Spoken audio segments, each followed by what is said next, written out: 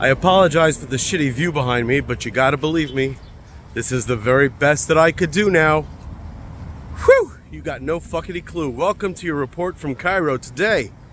This is Rabbi Yedidia. Holy mother of shit. Alright, so I had this brilliant idea. As I mentioned in the previous video, one of the commandments of the day for Purim, this holiday, is to give gifts of food to fellow Jews. Where are you going to find Jews in Cairo? You're not going to find Jews in Cairo except at the Israeli embassy. Walla! So looking on a map, I know, of course, that there have been various assassination attempts there, and I know, of course, that the situation's a little bit complicated. After all, the Juma prayers that blast through the entire city is all about Israel and the Yahudim. And every person I meet has very strong opinions on the subject. So, okay, whatever, is what it is, you know? But looking at the map, you ever hear the expression, the map is not the territory? The map sure motherfucking ain't the territory. On the map, I saw there's a, Israeli, it's like right there, it's a dot, like any other fucking dot. And nearby, right next to it, gourmet market. All right, seems like things have chilled since the, I gotta be a little bit careful here because just so you know, the shit behind me, the boring shit thing is fake. Right on the other fuckity side of that is the view that I cannot show you. It's Embassyville, it's, yeah, you can't really quite turn on your camera and do this kind of shit there. There's still a very damn good chance that I'm gonna get stopped and like imprisoned very soon, that I'm being followed as we speak. Whoo-wee! Okay, boys and girls, so, so the market. I figured I would go there and get some nicer shalach manas. Shalach manas, the gifts, the package, the food packages, because I'd already bought some in the camel dung encrusted street that I'm living on at right next to the pyramids. The pharaoh would be so disappointed. I figured it's a nice upscale area, I guess. I guess that's why they don't really have issues anymore. Sure, a few years ago there was an attempted lynching. You might remember. There was, the Egyptians broke into the Israeli embassy. It almost turned into an absolute fuckity bloodbath. Whatever, times change. Hell, I'm here, right? And again, I'm the only Jew here, so what does that say? But times change. The map is not the territory. Holy hell. So like walking, of course I didn't give the cab driver the Israeli embassy as the address, so I gave him a place nearby. And like first of all, he was terrified. As soon as he got into the area, he's just fucking terrified.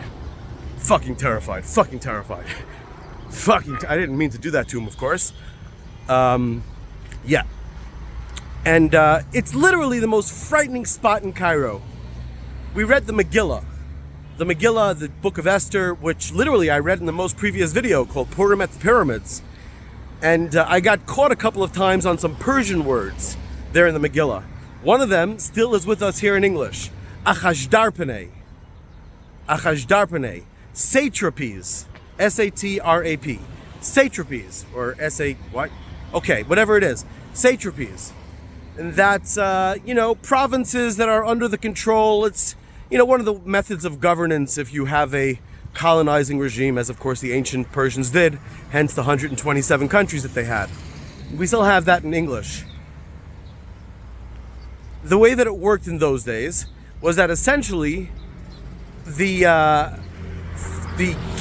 worked like this all the time. The Romans did this kind of shit. This is how things worked, where you had somebody, a representative from the royal family of some other vassal state or competing state, living in the capital, right? Those were the people actually who were invited. Some of the people listed who are invited at the very beginning of the Book of Esther that I read. The people who were the heads of the governors of various areas. So they're royal guests, but the point is they're royal guests, and if their relatives back home piss off the monarch will have them tortured to death. That's literally what this is like over here. That's right on the other side of this purposefully looking boring crap. And by the way, if you think this looks like crap, right here, the Israeli embassy itself, because yes, I did fucking get there, because I am a fucking idiot. First, let me tell you the other embassies. As you're walking around, the other embassies. They look exactly like you would imagine a foxhole in the mud in Ukraine, Russia. Guard towers with snipers. Oh, and that market that I went to, which has foreigners and whatever, nobody makes eye contact, nobody makes a sound. It's the land of the dead. Nobody makes a sound. Nobody makes a sound. Spies everywhere. Spies dressed like garbage, spies dressed like high up people, spies from every land in the world. Just motherfucking insane. You know, I introduced my thing yesterday saying greetings from the King Messiah. I'm not even fucking kidding. I mean, it doesn't work the way people think it works. It's kind of up to you. But there's no question I could do a better job than this. Literally, these people are royal hostages. Literally, that's what it is. Literally, they are royal hostages. They are all terrified. They are all spies. All of them. The houses are beautiful, beautiful. And there's greenery there that you're not going to find anywhere else in Cairo. Cherry blossoms, whatever you want. In season, out of season, everything's available. They got the schools there, the best teachers for all these foreign diplomats' kids. And of course, they literally bring in their foreign, like the American ones. They have with them the Latin American nannies to care for their redheaded babies. They literally bring the different foreign nannies from other countries. You can't, the depression in the area. It's just such a fucked up scene. As for the Israeli embassy, okay, listen, I'm talking, the whole point is, obviously I'm not hiding anything, and I gotta make it clear I'm not hiding everything. So I acted even stupider than I actually am, and walked over to, Hi, hablas English, G? Why not? Throw Spanish in there. I'm a Yahudi, Just act as stupid as you can. That's how you get out of dangerous spots. That's how somehow, I'm literally not under arrest as we speak. My phone is literally with me. You don't know the level of miracle that is. You do not understand. Bear in mind, there I am walking over to the Israeli embassy with 2 bags of food. Oh, and yeah, the Israeli embassy. It's not a building. I mean, sure, it's a building somewhere deep in. It is surrounded by, first of all, a moat of garbage. I swear, hand to Allah, a moat of garbage, and it literally, like I said, it looks like a fucking battle scene. Just like dirt and rocks. It's like trying to be as uninviting as possible. And outside the moat are scary looking motherfuckers of every fucking kind.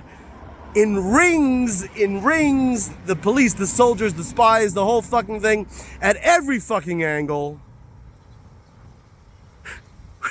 What's wrong with these motherfuckers? The whole point of an embassy is supposed to be like, hey, we make friends. I literally, in my stupidity, in my naivety, which has served me well, generally speaking, but occasionally really kicks me in the ass, with my naivety, I figured, I have some views about the whole Israel thing, right? I mean, I like Egyptians, I like Israelis. I am Israeli, but I'm saying more, not Israeli. But whatever, I like Egyptians, I think it's great, everyone should make peace. I think peace is magnificent and all the rest. We can all be friends, right? And I figured, hey, these guys, they live here, they probably hang out with the Egyptians, whatever. First of all, the classes, especially in Egypt and other poor countries, but really anywhere, the classes do not fuckity mingle. The classes do not mingle. They do not mingle.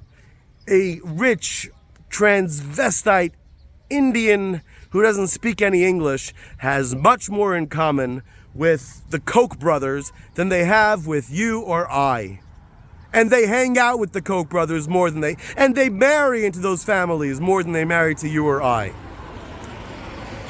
But beyond that, no, that's not their scene. That's not what's going on there. They ain't there to mingle. They are there to